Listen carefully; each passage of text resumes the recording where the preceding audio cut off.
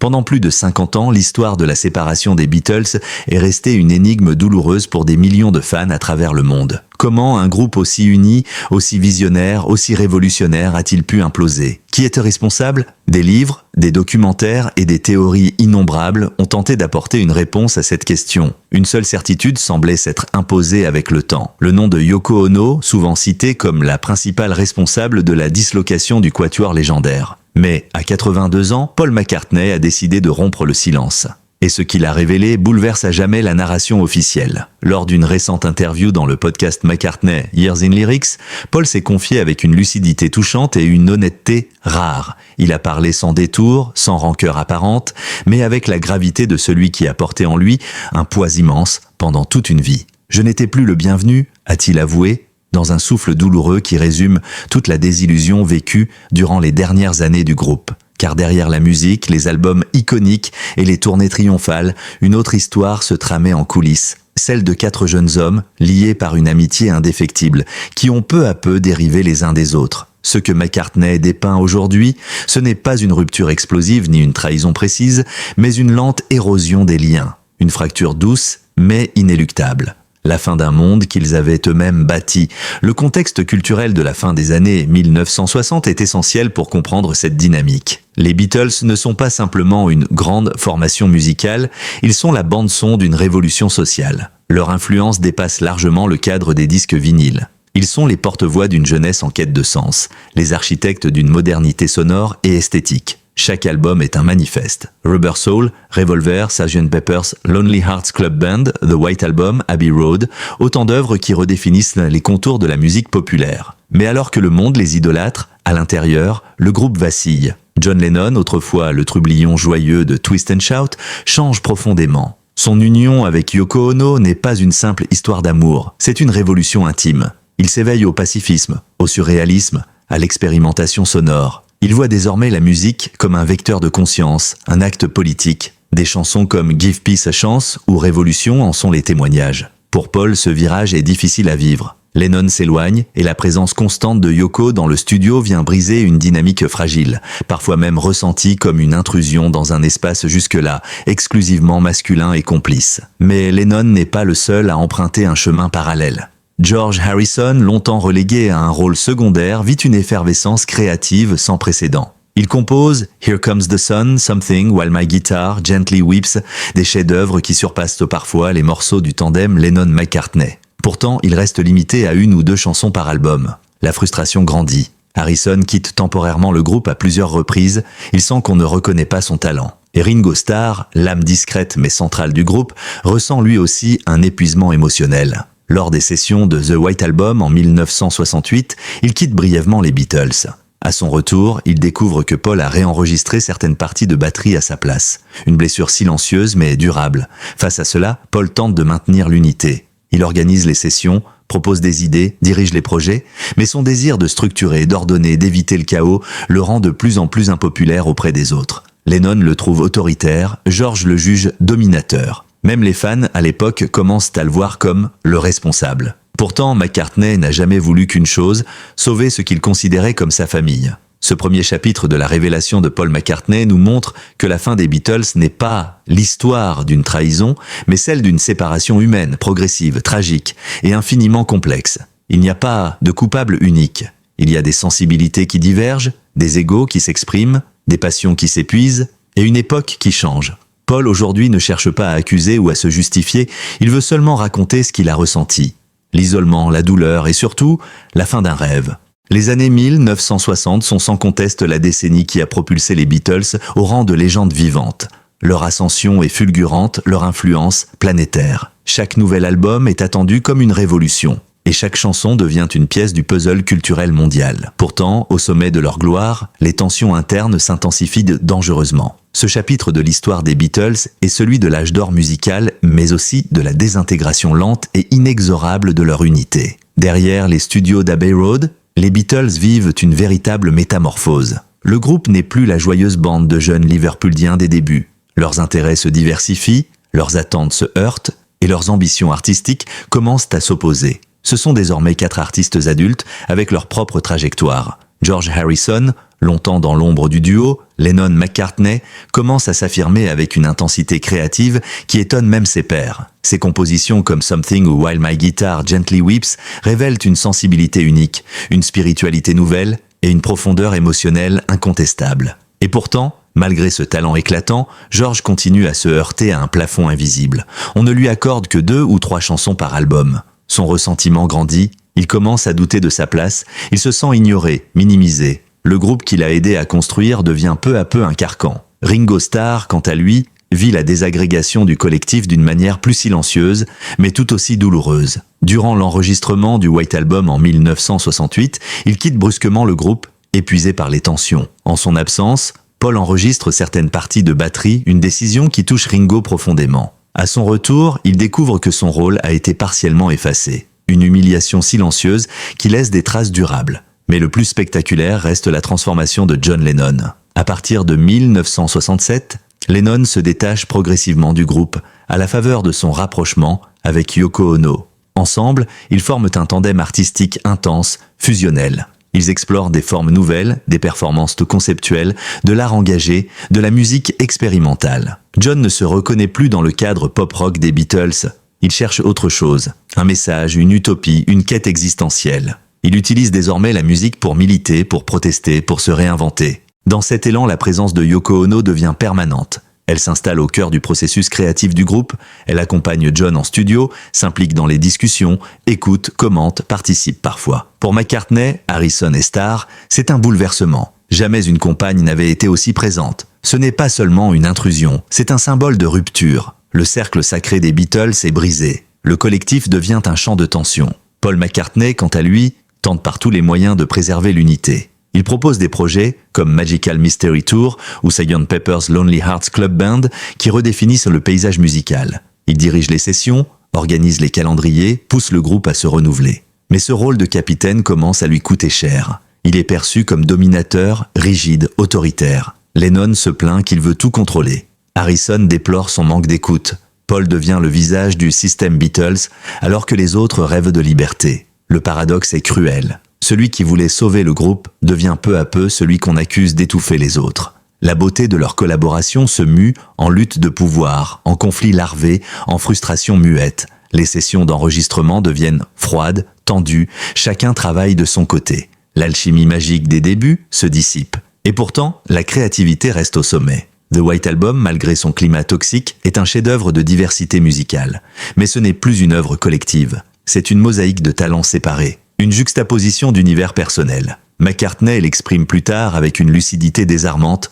Nous étions ensemble dans la pièce, mais nos esprits étaient ailleurs. C'est cette ambiance délétère qui annonce la fin. Il n'y a pas de dispute explosive, il n'y a pas de traître, juste une fatigue immense, des chemins qui se croisent de moins en moins, des silences qui pèsent plus que les mots. Le rêve touche à sa fin. Et bientôt viendra le moment de dire adieu.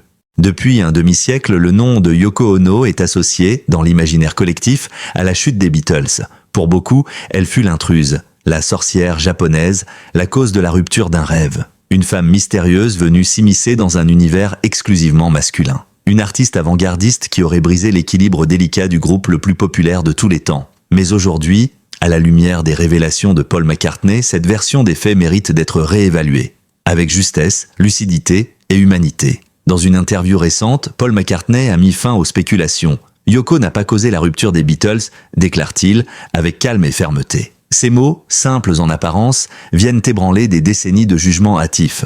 Car s'il y a bien une vérité qui ressort de cette confession tardive, c'est que la séparation des Beatles est le fruit d'une dynamique interne complexe et non le résultat d'une intervention extérieure. Cela dit, il ne faut pas minimiser l'impact de Yoko Ono sur le groupe. Sa relation avec John Lennon fut intense, totale, fusionnelle. Dès leurs premiers mois ensemble, elle s'impose dans l'espace créatif de John. Ensemble, ils imaginent un art radical, conceptuel, inspiré du surréalisme, du dadaïsme, du minimalisme japonais. Ils ne forment pas simplement un couple amoureux, mais un binôme artistique entier, indissociable. Et c'est précisément ce lien absolu qui crée des tensions au sein des Beatles. Yoko n'est pas restée dans les coulisses, comme l'avaient de fait jusqu'alors les autres compagnes des membres du groupe. Elle est présente dans le studio, assise à côté de John pendant les séances d'enregistrement. Elle écoute, elle commente, elle inspire. Cela ne s'était jamais vu auparavant dans le sanctuaire musical du Quatuor. Et pour Paul, George et Ringo, Cette présence bouleverse l'ordre établi.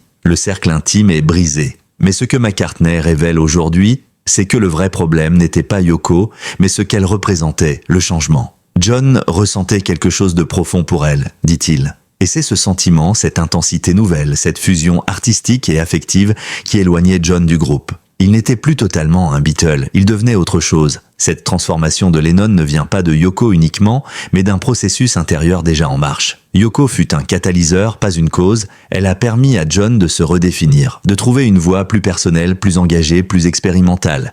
Mais ce chemin, John l'aurait probablement emprunté tôt ou tard, avec ou sans elle. McCartney va plus loin encore, il confesse que son ressentiment envers Yoko était en réalité un masque. Derrière la colère, il y avait une peine immense, celle de perdre John. J'étais en colère parce qu'il partait. Pas parce qu'il était avec elle, parce qu'il n'était plus avec nous. Cette déclaration bouleversante révèle l'envers du mythe.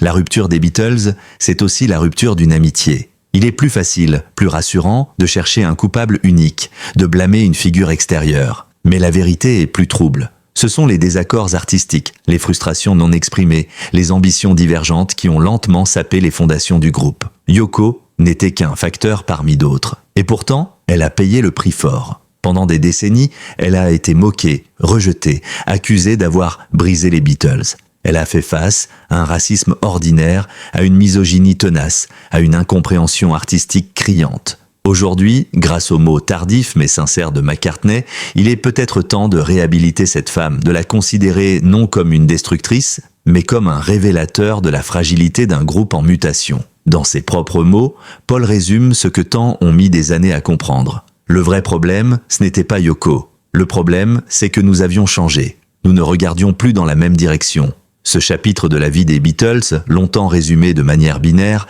gagne en complexité, en profondeur, en humanité. Il nous rappelle que derrière les mythes, il y a des hommes, avec leurs peurs, leurs besoins, leurs transformations. Et que parfois, pour grandir, il faut accepter de se séparer. En 1968, les Beatles livrent au monde l'un de leurs albums les plus fascinants, déroutants, et aussi les plus révélateurs de leur état intérieur, le White Album. Officiellement intitulé The Beatles, ce double album de 30 morceaux illustre à merveille ce paradoxe. Jamais le groupe n'a été aussi créatif, mais jamais il n'a été aussi désuni. Derrière la richesse musicale, les tensions sont devenues insoutenables. Le White Album est autant un chef-d'œuvre qu'un chant du cygne. Loin de l'unité harmonieuse des premiers temps, chaque membre évolue désormais dans un univers musical distinct. Lennon expérimente, influencé par les collages sonores et les performances du conceptuel, notamment avec la pièce énigmatique Révolution 9. Harrison apporte des titres d'une profondeur inégalée tels que Long, Long, Long ou While My Guitar Gently Weeps, enregistrés avec l'aide d'Eric Clapton. Ringo quitte temporairement le groupe. Paul, lui, tente de garder une forme de cohérence, mais souvent seul.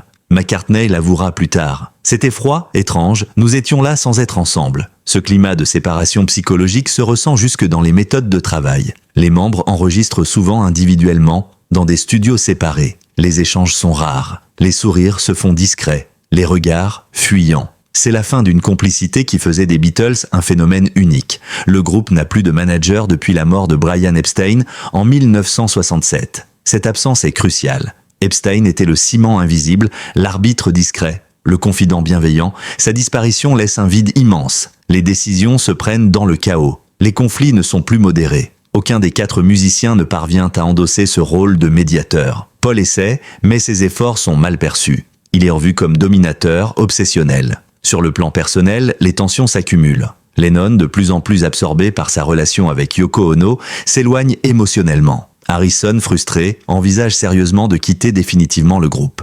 Ringo se sent exclu, voire méprisé, et Paul, en tentant de tout maintenir, s'épuise, se referme, s'isole. La musique continue, mais l'âme du groupe s'effiloche. L'épisode de l'enregistrement de Back in the USSR est emblématique. En l'absence de Ringo, parti momentanément, Paul enregistre lui-même la batterie. Cet acte, bien que technique, est vécu comme une trahison silencieuse. Il révèle l'état de désintégration du collectif. Chacun fait pour soi, quitte à marcher sur les plates-bandes des autres. Et pourtant, le White Album est un monument. Il regorge de pépites, de trésors musicaux, de diversité. Mais ce n'est plus un album des Beatles, c'est 4 albums solo, imbriqués dans un même coffret. L'unité n'est plus que formelle. Les tensions ne s'arrêteront pas à la musique. En 1969, les finances deviennent un champ de bataille. McCartney s'oppose fermement à la nomination d'Allen Klein comme manager. Lennon, Harrison et Starr soutiennent Klein. Cette divergence devient un point de rupture décisif.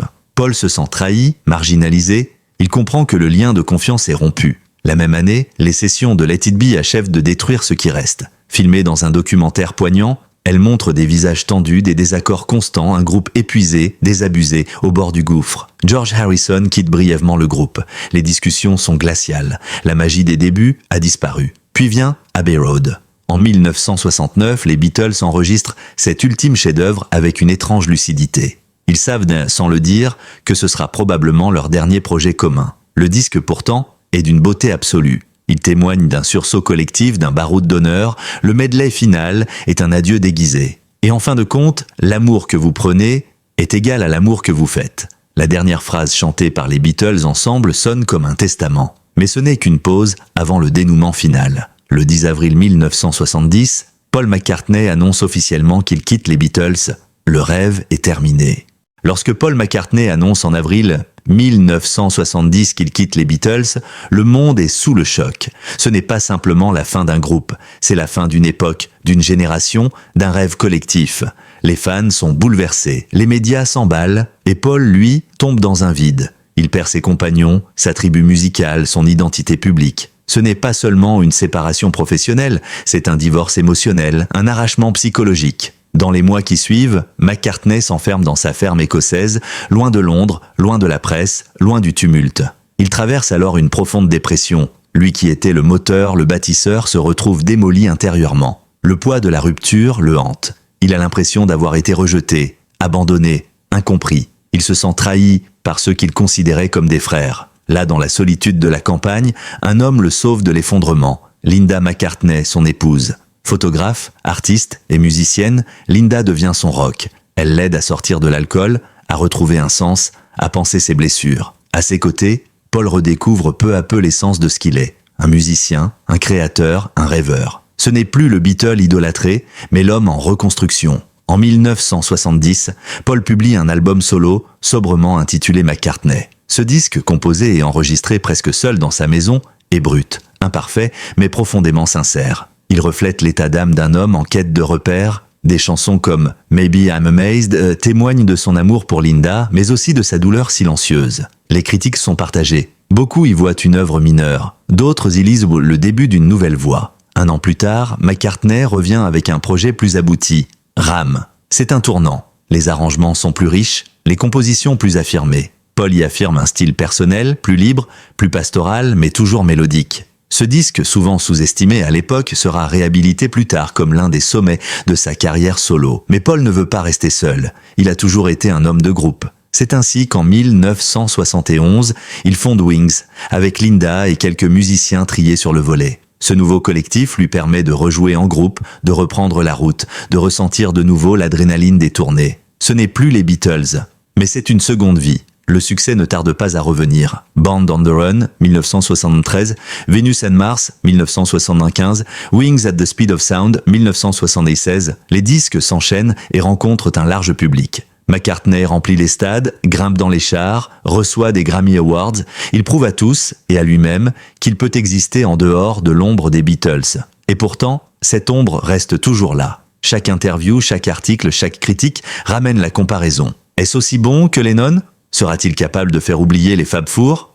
Paul vit avec ce fardeau permanent, être à la fois héritier d'un passé glorieux et artisan d'un avenir incertain. Il avance, il crée, mais toujours sous le regard d'un monde nostalgique. La souffrance, malgré les apparences, ne disparaît pas. Paul avouera plus tard que les premières années post-Beatles furent les plus sombres de sa vie. Pas à cause de l'échec, mais à cause du vide. Le vide laissé par l'absence de John, le vide du studio sans George, le vide du lien fraternel qui les unissait. La fin des Beatles n'était pas qu'un point final professionnel, c'était une déchirure affective. Mais McCartney est un survivant, avec courage, il affronte ses démons, grâce à Linda, grâce à sa musique, grâce à son public fidèle, il reconstruit une carrière solide, féconde, brillante. Il ne remplace pas les Beatles, il les honore tout en traçant sa propre voie. Après les blessures, les silences et les déchirures, vient le temps de la réconciliation. Non pas un retour en arrière, les Beatles ne se reformeront jamais, mais un chemin d'apaisement. Pour Paul McCartney, ce processus est long, douloureux, mais essentiel. Il ne s'agit pas seulement de tourner la page, mais de comprendre, pardonner et transmettre. Dans les années 80, le monde change, le punk est passé, le rock évolue. John Lennon est assassiné brutalement à New York en 1980. Un choc mondial, un drame intime.